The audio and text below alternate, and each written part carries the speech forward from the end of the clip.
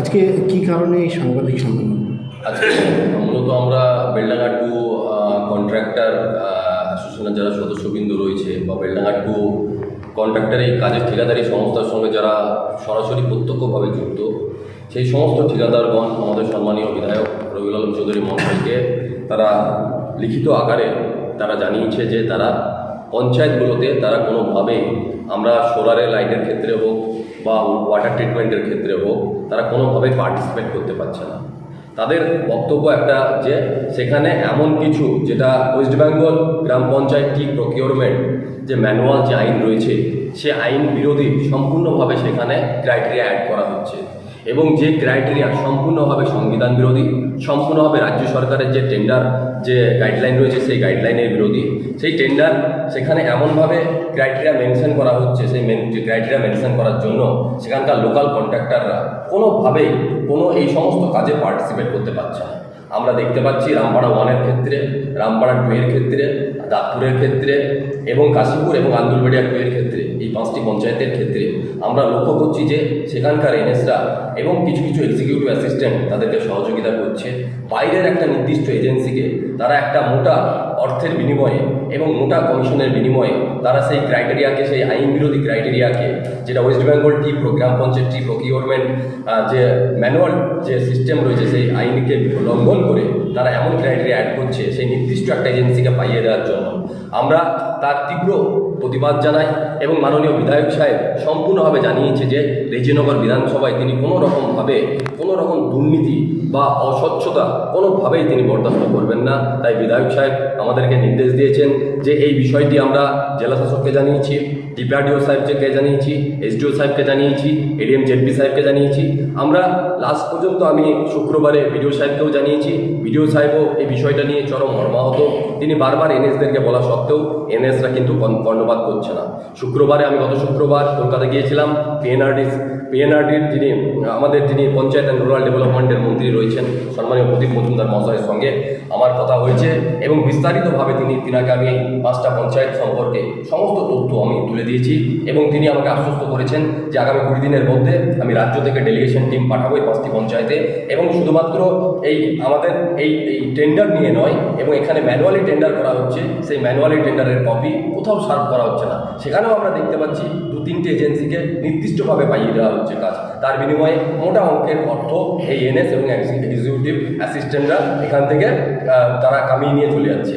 আমরা চাই আমাদের সরকার যাতে কোনোভাবেই বদনাম না হয়, আমাদের সরকারকে বদনাম করার জন্য এই এনএসরা উঠে পড়ে লেগেছে এবং আমরা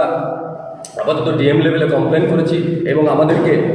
মন্ত্রী মহোদয় আমাদেরকে আশ্বস্ত করেছে যদি এর 20 দিনের মধ্যে আমরা ডেলিগেশন টিম পাঠিয়ে এর যদি উপযুক্ত পানিশমেন্ট আমরা গ্রহণ না করতে পারি তখন আমরা বিকল্প চিন্তাভাবনা করব এবং সেই সঙ্গে আপনাদেরকে জানিয়ে রাখি আমরা 20 দিন অপেক্ষা করব। 20 দিনের মধ্যে যদি আমরা ডেলিগেশন টিম এসে যদি এনকোয়ারি না করে আমরা মহামান্য হাইকোর্টের আমরা দ্বারস্থ হব এবং এই সমস্ত নথি এবং আমরা আগামীকাল এই যে 6টি পঞ্চায়েত রয়েছে 6টি পঞ্চায়েতেই আমরা আরটিআই করব এবং 2023 সাল থেকে পঞ্চায়েত বডি গঠনের পর থেকে যে সমস্ত কাজে দুর্নীতি করা হয়েছে, ড্রেন পরিষ্কার করার নামে যে টাকা তোলা হয়েছে, রাস্তা করার নামে যে টাকা তোলা হয়েছে, সম্পূর্ণ নথি আমাদের কাছে রয়েছে এবং আমরা আরটিআই আগামীকাল সেই সমস্ত পঞ্চায়েতগুলিতে আমরা প্রধানকে করব এবং তার আমরা সদুত্তর না পেলে আমরা মহামান্য হাইকোর্টের দ্বারস্থ হব। এবং আমাদের আরও উল্লেখিত বিষয় আছে যে এখানকার যারা ঠিকাদারগণ রয়েছেন তাদেরকে কেন বঞ্চিত করা হচ্ছে বারবার এই লোকাল কাজ থেকে। তারা তো এই ঠিকাদারি সংস্থার সঙ্গে জড়িত, তারা সরকারকে নির্দিষ্টভাবে ট্যাক্স দেয়, তারা সরকারের ট্যাক্স করায়, তারা সরকারের ট্রেড লাইসেন্স কাটে এবং সরকারকে তারা যে কোনো কাজের জিএসটি মারফত সরকারকে একটা মোটা অঙ্কের ট্যাক্স দিয়ে তারা যখন এই এলাকায় কাজ করছে তখন কেন বারবার বহরমপুর থেকে নির্দিষ্ট একটা এজেন্সিকে আনিয়ে বারবার 25%, 30%, 35% করে তাদের কাছ থেকে টাকা নিয়ে সমস্ত কেন কাজ করা হচ্ছে। এই কাজের আমরা তীব্র ধিক্কার জানাই এবং এখানকার আমাদেরকে মন্ত্রী মহোদয় আশ্বস্ত করেছে যে এই 4 জন যে এনএস এর বিরুদ্ধে আমরা লিখিত অভিযোগ জানিয়েছি তাদের বিরুদ্ধে উপযুক্তভাবে তিনি যথাযথ ব্যবস্থা নেবেন এবং আমরা তাদেরকে বলে এসেছি যে এই 4 জন এনএসকে অবিলম্বে তাদের যে এনএস পদ রয়েছে সেই পদ থেকে অবিলম্বে সাসপেন্ড করতে হবে এবং তাদেরকে অনির্দিষ্টকালের জন্য তারা যেন কর্মজীবনে ফিরতে না পারে তার ব্যবস্থা করার জন্য আমরা মন্ত্রী মহোদয়কে বলে এসেছি এবং মন্ত্রী মহোদয় আমাদেরকে আশ্বস্ত করেছেন যে আমরা 20 দিনের মধ্যে আমাদের ডেলিগেশন টিম যাবে এবং ডেলিগেশন টিম গিয়ে এই সমস্ত বিষয়টি পুঙ্খানুপুঙ্খভাবে তদন্ত করবে এবং তদন্ত করে যথাযোগ্য যদি আমরা তথ্য পাই, সেই তথ্যর ভিত্তিতে আমরা আগামী দিনে পরবর্তী প্রয়োজনীয় পদক্ষেপ এই এনএসদের বিরুদ্ধে আমরা করব। যেহেতু টেকনিক্যাল বিষয়টি সম্পূর্ণ এনএসদের জুরিডিকশনের মধ্যে পড়ছে, এখানে টেকনিক্যাল বিষয় প্রধান দেখে না, টেকনিক্যাল বিষয়টি সম্পূর্ণভাবে ক্রাইটেরিয়া যে অ্যাডের বিষয়টি আমাদের এখানে আছে, যে অনৈতিকভাবে ক্রাইটেরিয়া অ্যাড করে আমাদের লোকাল কন্ট্রাক্টরদেরকে যেভাবে বঞ্চিত করা হচ্ছে। লোকাল কন্ট্রাক্টর যারা কন্ট্রাক্টরি ঠিকাদারি সংস্থার সঙ্গে